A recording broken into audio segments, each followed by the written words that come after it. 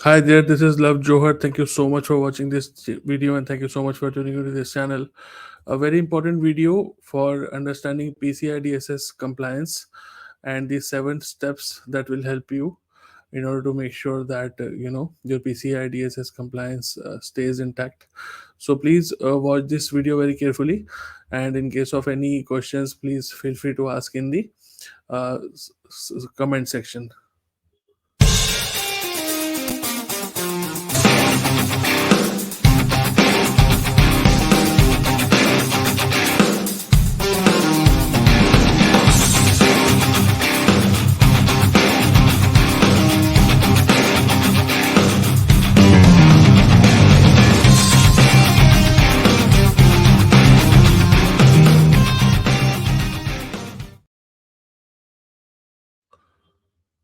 So while PCI DSS compliance is very hard to achieve, it is important to make sure that you understand these 7 key steps in order to make sure that you remain compliant. Okay. So first of all, number one thing is to understand is to limit the cardholder data that you store. So you have to make sure that you minimize the data responsibility. So you only store essential cardholder data, which is important for your business. And if not necessary, avoid being responsible for unnecessary sort of cardholder data. For example, if your business is operating on an e-commerce platform, only retain the necessary information like customer name, billing address, and the last 4 digits of credit card number. So avoid storing excessive details like full card numbers or expiration dates to minimize your risk. That is very important. Okay.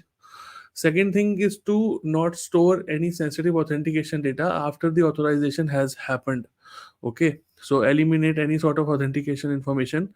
You should remove any sensitive authentication data post the authorization. For example, this includes magnetic strips, chip data, card verification codes, and PIN numbers. So, for example, after a customer completes a purchase, you immediately purge any stored data related to their authentication, including the 3 digit security code on the back of their credit card or debit card or their PIN. Okay. So, what will happen is this will actually reduce the risk of unauthorized access to the sensitive information. Third is you have to ensure your point of sale vendor security.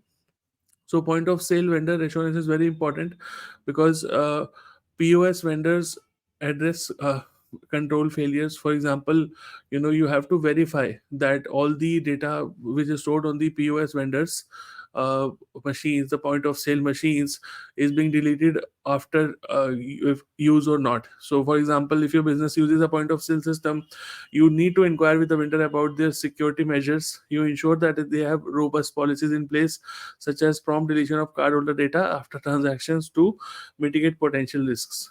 Fourth is you need to isolate and consolidate essential cardholder data.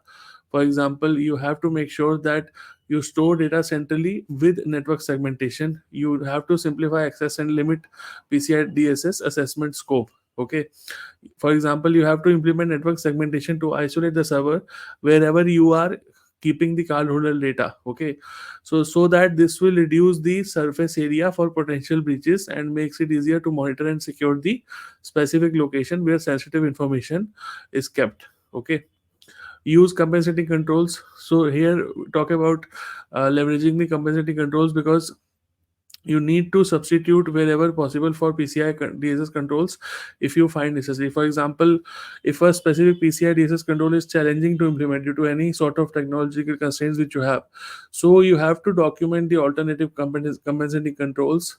For instance, if encryption is challenging, ensure that physical security measures are in place to restrict access to servers which are housing cardholder data. This is a small example for understanding how to use compensating controls. Contacting the quality security assessor for assistance and training is very important. You need to make sure that you engage with your quality security qualified security assessor for any sort of guidance, and the QSA actually provides assistance and training during the compliance process. So you make sure that you regularly consult with the qualified security assessor to stay updated on the industry best practices, seek their guidance on emerging threats, and ensure that your team in the company receives some sort of training on the latest security protocols to maintain a proactive stance against the potential vulnerabilities that might occur. Last but not the least, you have to maintain the PCI DSS controls over time. Okay, so it's a continuous process.